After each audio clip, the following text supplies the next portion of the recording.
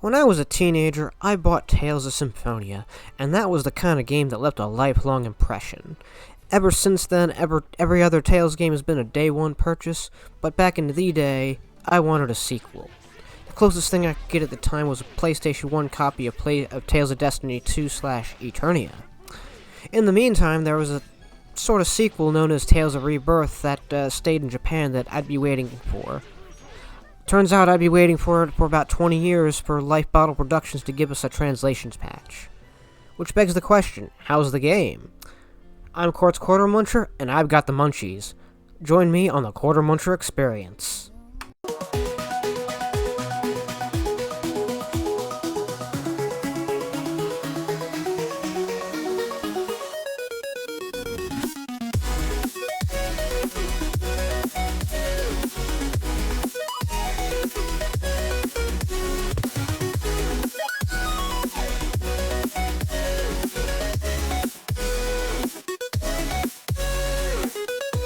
Tales of Rebirth began production in 2003 and was officially announced in April 2004 and launched for the PlayStation 2 on December 16, 2004.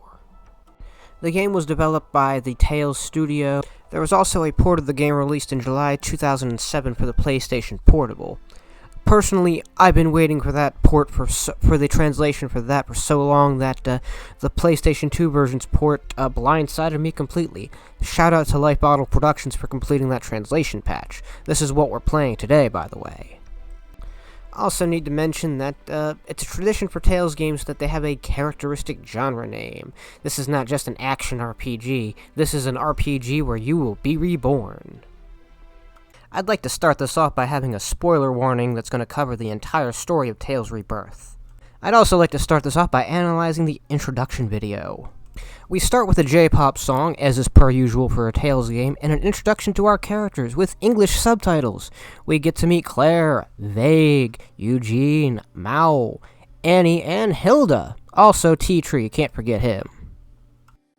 The opening song is called Good Night by a Japanese band called Every Little Thing, and it's okay. It's not my favorite Tales intro, but it's also far from the worst. It does its job. It's serviceable.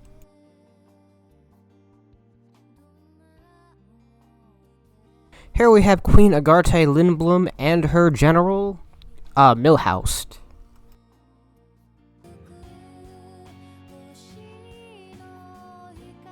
And here we have some animated cutscenes for scenes that are going to happen within the game.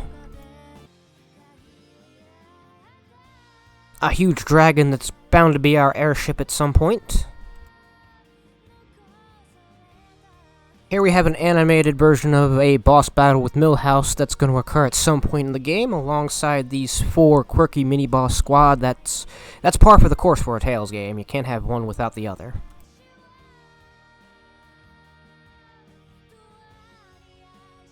And it ends with Vague and company approaching what appears to be the final dungeon, while the anime still turns into a painting for reasons beyond my understanding.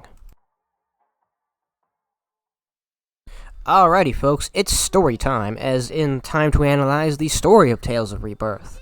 A Tales game usually has a pretty good JRPG story, maybe not the best, but certainly far from the worst. In Tales of Rebirth, the world of Collegia has just been impacted by the Dusk of Ladris, an incident that forced Force users to go berserk alongside an outbreak of monsters called viruses and the death of the Emperor. Our game begins with Force user Vague Lundberg brooding at the place where his Force went berserk and froze his childhood friend, sister, girlfriend, JRPG person Claire. Force users Mao and Eugene meet him here and ask him to join them in their opposition of the Empire, as Eugene thinks there's more to the Dusk of Ladris than meets the eye. Shortly after, the Royal Shield arrives and kidnaps a recently unfrozen Claire, which leads our 3 heroes to try to rescue her. JRPG story. And after going through the motions to get your party together, you end up at the end of Act 1. Turns out Agarthe has wanted to switch bodies with Claire, causing the whole kidnapping situation, and now she's summoned a god to do so.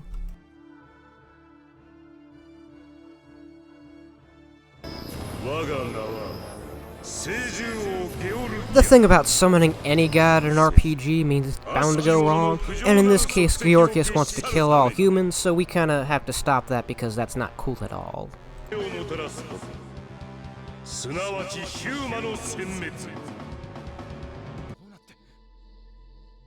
And thus we kill God, and the day is saved.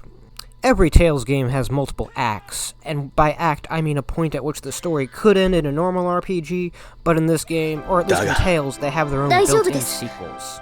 If the point of Act 1 was to summon God and then kill him, the point of Act 2 is the absence of God within the world of Caledia. To kick off Act 2, Annie arrives in Souls to gather Vague and teammates so they can meet Eugene once again, for reasons we'll find out.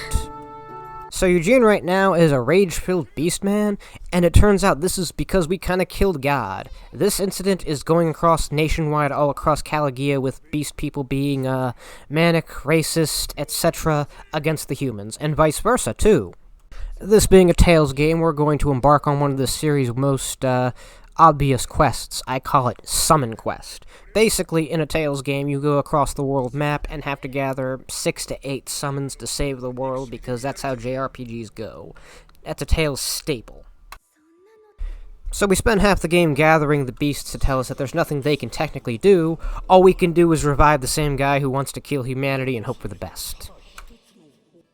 Good news is we revive Georgius, only to find out that the will of Eurus has taken over and Georgius can't do anything about that. Basically, we've revived Satan, he's revived racism, and caused a civil war between man and beast that threatens Caledia. That's an RPG, folks. We have to go into Eurus and give him the pointy end of the sword. With that said, the day is saved. Agarte unfortunately passes on, and Milhouse asks us to assist him in rebuilding our nation. The end. As far as gameplay goes, Tales starts off as a standard JRPG, so you have environments such as towns and dungeons that you'll mostly be occupying, buying new weapons, talking to townspeople, standard stuff. One element that Tales has over every other JRPG is what they call skits. Essentially, you hit a button and a couple characters are going to get into a side conversation about something. It's pretty innocuous, it's pretty dumb in a sense, but it's cute, and it gives it a bit more personality than other JRPG franchises. But when you're not in town or in a dungeon, you're probably going to be fighting enemies, as is an RPG, and then there's the Tales battle system.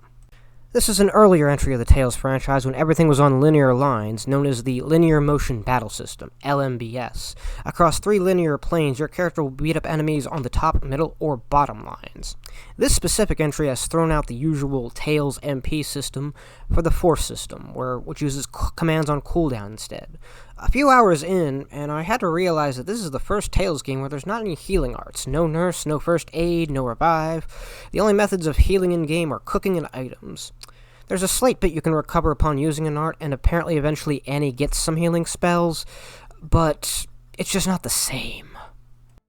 There's also progression systems. Tales of is no stranger to your typical RPG leveling system, but there's also BP, which you can use to expand your arts.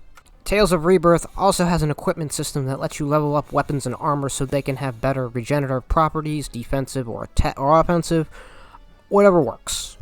In my playthrough, I learned about the lack of healing spells the hard way and opted for a party of Vague, Titrate, Eugene, and Mal. 1 spellcaster and 3 melee fighters due to the most effective route being to rail on enemies. One thing I wanted to address in Tales of Rebirth was some of the towns. In a world populated with human and beast people, sometimes you have a weird split between one of the two. Given the game is also about racism, sometimes they come into conflict, and since you have a party of both human and beast people, sometimes you have to talk to a certain NPC as either one or the other to actually move the story along. I thought that was interesting. I also missed an opportunity to talk about Motoi Sakuraga's soundtrack there, which is in par for the course for a Tales game. I'd say it's good. With that said, it's time for the best of worst. The best of Tales of Rebirth is playing it. When I started this channel, the first thing on the list was a Tales game with the translation patch. That got booted down the line because I've been waiting 20 years to play Tales of Rebirth.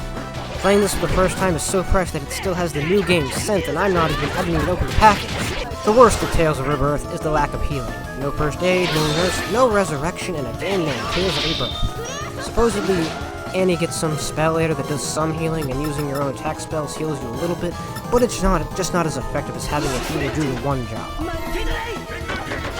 By the numbers, Tales of Rebirth took me about 36 hours for one playthrough, 6 party members, holding about 15 peach jails at a time. Thanks for watching. Ta-ta.